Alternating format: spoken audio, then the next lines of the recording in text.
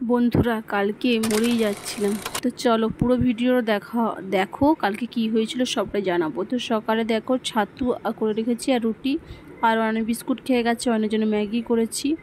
দেখো কালকে কিন্তু জামা প্যান্ট কেচেছিলাম, আর কালকে রাত্রে এতই শরীরটা আমার খারাপ হয়ে গিয়েছিল যে জামা প্যান্টগুলো সালে পাট করায় রয়েছিল, আর দুটো জামা পাট করতে পারিনি। কারণ কালকে রাধা অষ্টমী ছিল।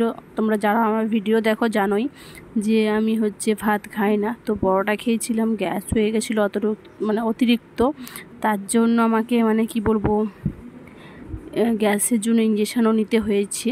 তো মরে যাবার মতন হয়ে গিয়েছিলাম, এত শরীরটা খারাপ হয়েছিল। তো অনেকে ভাববে যে এই কথাটাও ভিডিওতে বলতে হবে, তো আমার মন গেছে আমি বলছি, তাতে কার কী সমস্যা জানি না, সেটা অনেকেরই সমস্যা হতে পারে। তো চলো তোমাদের সঙ্গে কথা বলতে বলতে জামা প্যান্টগুলো পাট করে নিই, তারপরে একটা সকালের এটা ভিডিও, কারণ একটা গুছিয়ে রেখে দেব।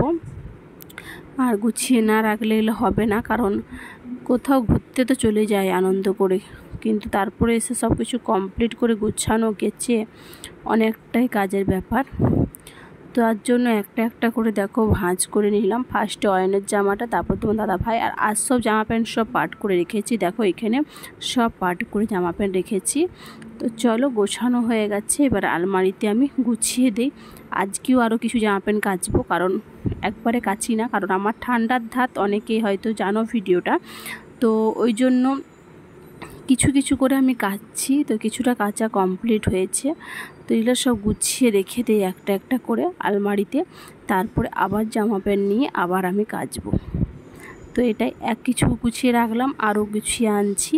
আর যারা আমার ভিডিও দেখে কমেন্ট করো তাদেরকে বলবো অসংখ্য ধন্যবাদ আমার পাশে থাকার জন্য এবং আমাকে একটু সাপোর্ট করার জন্য। এভাবে একটু পাশে থেকো, কারণ কন্টেন্ট মনিটাইজার পাওয়ার পর ভিডিও খুব সুন্দর করে করতে হয়, তাতে ডলারটা খুব তাড়াতাড়ি জমা হয়। তাই ভিডিওতে মন দিয়েছি, সবাই একটু পাশে থেকো। তো দেখো এই জামা প্যান্টগুলো কাচবো বলে আমি একধারে রেখে দিয়েছিলাম কালকে। তো একধারে রেখে দিলে কি হয়, যখন কাচবো সেই টাইমটা নিতে সুবিধা হয়। আর এই শাড়িটা এক জায়গায় পড়ে গিয়েছিলাম, আমাদের মাঠের ধারে বাড়ি জানোই, কাদা লেগে গিয়েছে, তো শাড়িটাকেও কেচে রাখতে হবে।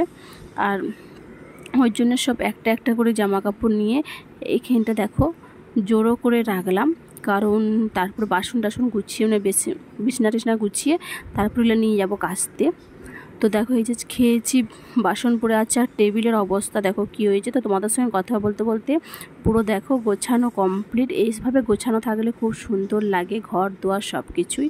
আর ভিডিওটা কেমন লাগলো একটু কমেন্ট করে জানিও, পাশে থেকেও সাপোর্ট করো সবাই একটু, এটাই চাইবো। তো নতুন ভিডিও দেখার জন্য পেজটা ফলো করে পাশে থেকো। সবাই ভালো থেকো, সুস্থ থেকো।